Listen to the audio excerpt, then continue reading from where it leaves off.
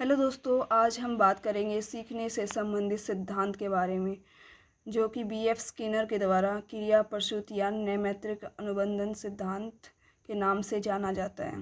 क्रिया प्रसूति ऐसे व्यवहार जो मनुष्य की स्वयं की इच्छा पर निर्भर करता है कि वो उस तरीके के व्यवहार को करेगा या नहीं करेगा, अर्थात उसका स्वयं का कंट्रोल होता है अपने बिहेवियर के ऊपर।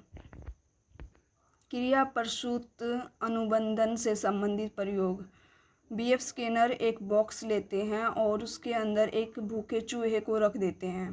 बॉक्स के अंदर एक लीवर लगा होता है और जब भी चूहा उसके अंदर उछल कूद मचाता है और उसके लीवर के दबने से उस चूहे को भोजन की प्राप्ति हो जाती है।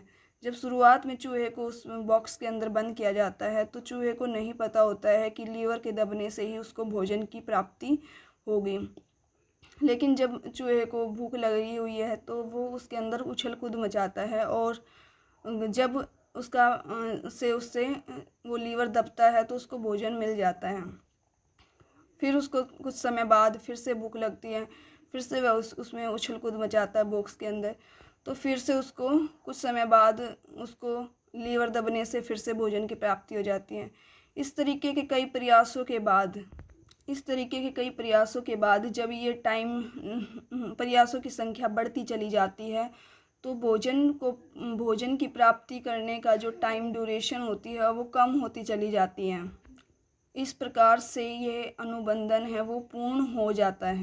अब चूहे ने सीख लिया है कि लीवर के दबने से ही उसको भोजन की प्राप्ति होती है। अब वह सीधा डायरेक्ट लीवर को दबाता है और उसको भोजन मिल जाता है। इस प्रकार से उसका उस लीवर के दबने से और उसको भोजन की जो प्राप्ति हो रही है उसके बीच का जो सहचर्य संबंध है वो स्थापित हो चुका है, अर्थात उसने सीख लिया है कि उसको अपने टारगेटेड गोल को किस तरीके से प्राप्त करना है। लेकिन बी.एफ. स्किनर बताते हैं कि इस तरीके के क्रिया प्रसूति अनुबंधन के द्वारा सीखे जाने वाले व्यवहार में चूहे का एक्टिव रोल है। अगर चूहे को भूख ना लगी होती तो वो किसी भी प्रकार के उसमें गतिविधियां ना करता और वो कुछ भी उसमें सीख नहीं पाता। और वो तो इस सिद्धांत के आधार पर ये कहा जाता है कि जिसको भी कुछ सीखना होता है कोई व्यवहार, तो उसके लिए या तो उस गोल को प्राप्त करने का उसका कोई उद्देश्य होगा, तभी वह उसको प्राप्त करने के लिए प्रयास करेगा और कुछ ना कुछ गतिविधियां करेगा और तभी वह एक चीज़ का संबंध दूसरी चीज़ के साथ संबंध स्थापित हो पाएगा। बिना सब्जेक्ट के तो अगर कोई गतिविधियां नहीं की जाती हैं तो वो अपने टारगेटेड गोल को प्राप्त नहीं कर सकता है।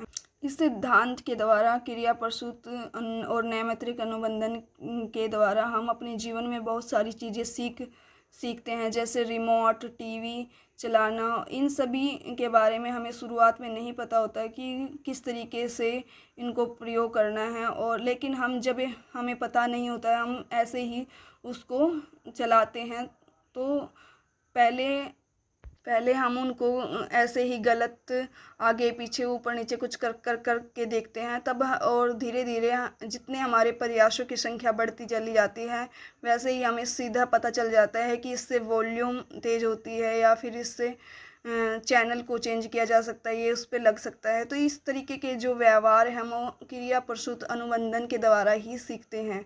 इसी प्रकार कहा जाता है कि एक चीज़ का दूसरी चीज़ के साथ किस तरीके से संबंध स्थापित किया जाए और किस तरीके से हम बच्चों को कोई भी व्यवहार है वो सिखा सकते हैं।